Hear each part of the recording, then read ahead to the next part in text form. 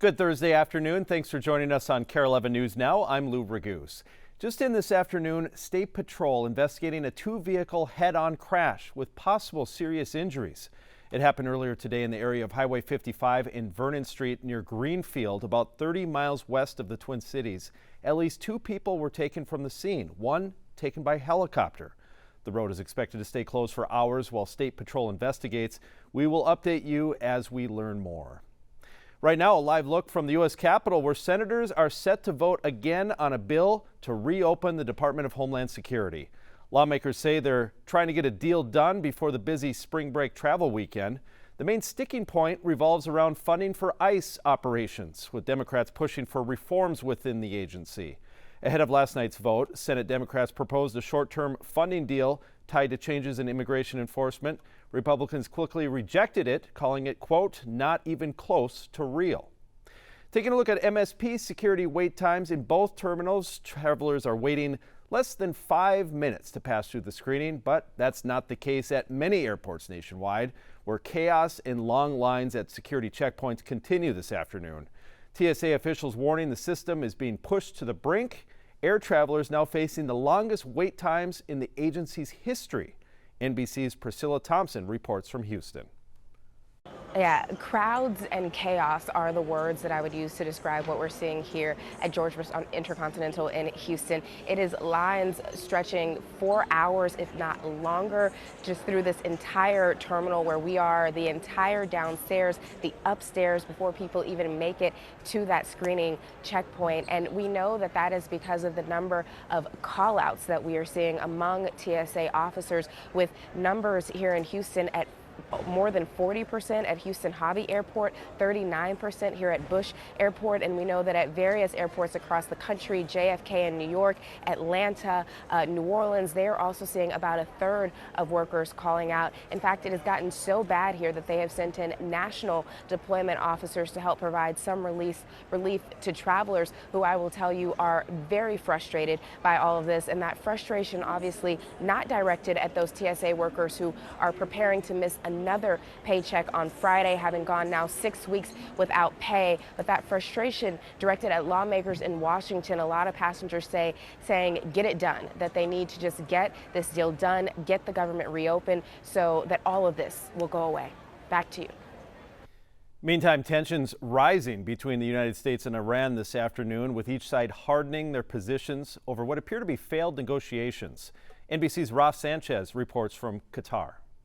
Iran says it is rejecting a 15-point peace plan put forward by the United States and delivered to Tehran by Pakistani intermediaries. That plan covered a lot of the original U.S. demands, limits on Iran's nuclear program, on its ballistic missiles, and on its support for regional proxy groups. But Iran's foreign minister today on state television saying there are no negotiations currently underway with the United States, and saying that Iran is countering with its own 5-point proposal.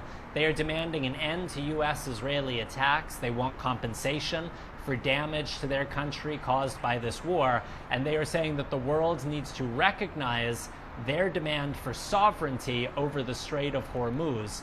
So at this point, despite those optimistic words from the president, it is really not clear that there is any progress in these so-called negotiations between the U.S. and Iran. No scheduled talks in Pakistan at this point, something the Pakistani authorities have offered to host. Today, the Israeli defense minister saying his forces have killed the Revolutionary Guard's naval commander responsible for blocking the Strait of Hormuz.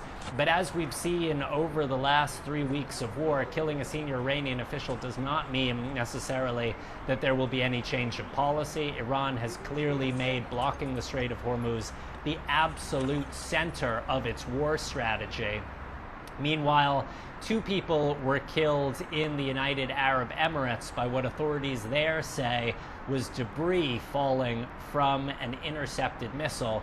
A reminder that Iran is weakened, but it is still able to lash out against its neighbors. Raf Sanchez, NBC News, Doha, Qatar. This afternoon, No Kings rallies are expected to kick off across the metro and across the country.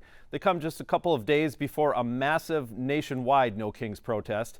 Between 4:30 and 6 this evening, protesters will take to overpasses along 35, stretching from Duluth all the way down to southern Texas.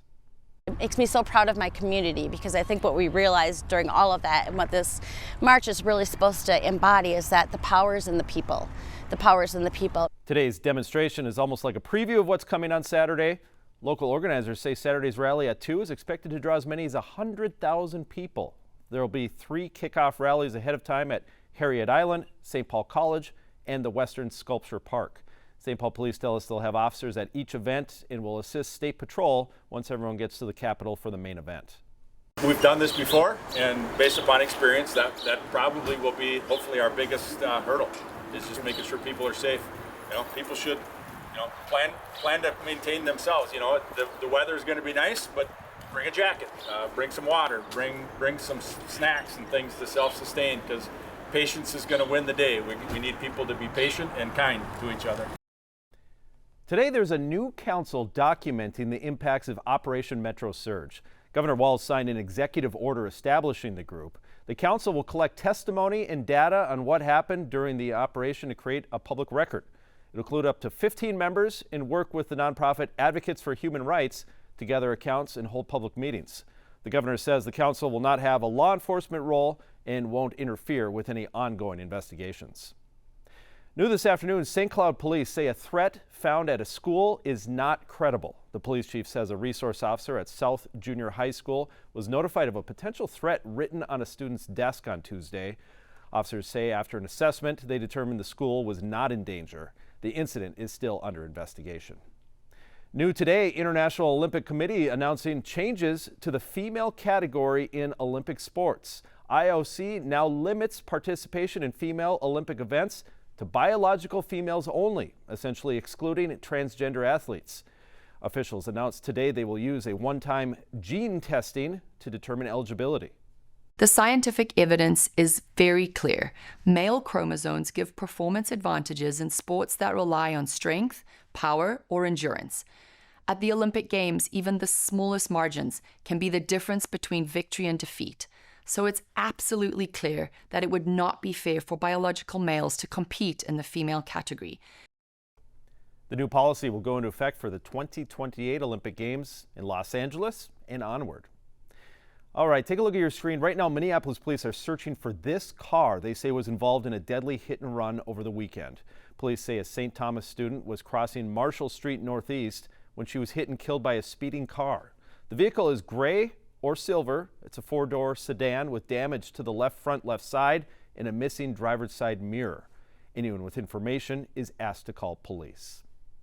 A troubling trend in Minneapolis this afternoon. Car thefts are on the rise again, with thieves using a more high-tech approach. Joe McCoy got a first-hand look at just how easy it is for thieves to get into your car. Car thefts are nothing new in Minneapolis, but they are on the rise again. And MPD says thieves are stepping up their skills. You got one universal key that you can make it into whatever you'd like. Locksmith Andre Damian, owner of The Key Doctor, uses a key programmer daily to make new fobs for people. This tool is also what MPD says thieves are now using in Minneapolis to steal cars. You want to make it into a Nissan, you can make it into a Nissan. MPD says recently a 13-year-old was arrested after stealing a vehicle. Officers recovered a gun and an apparent key programmer.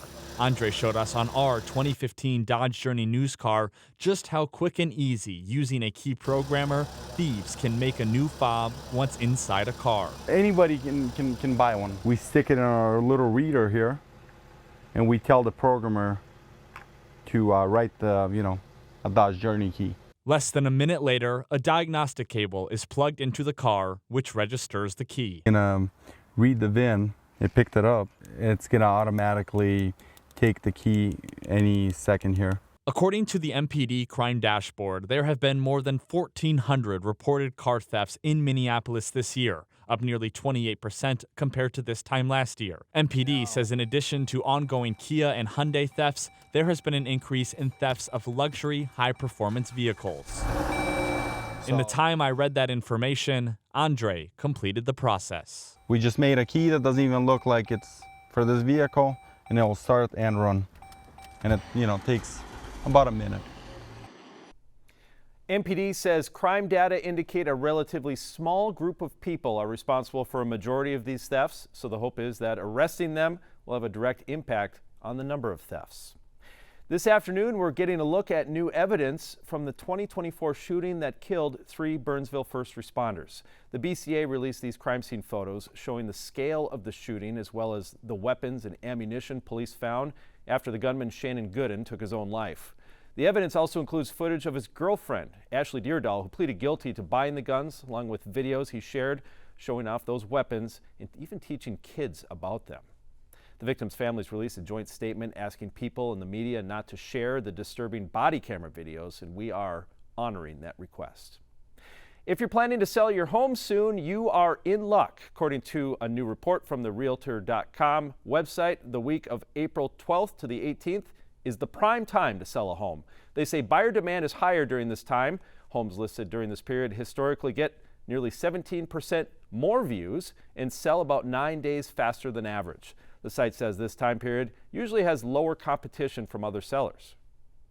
Meanwhile, it may soon cost more to send and receive packages. The U.S. Postal Service says it wants to add an 8% fuel surcharge on packages. The post office says it would be a temporary price change and wouldn't impact letter mail. They say it's due to surging fuel prices since the war with Iran started. The fee would need to be approved by the Postal Regulatory Commission, and if it is, it would take effect in exactly 1 month on April 26. Stick with us. More news and weather is coming up after the break.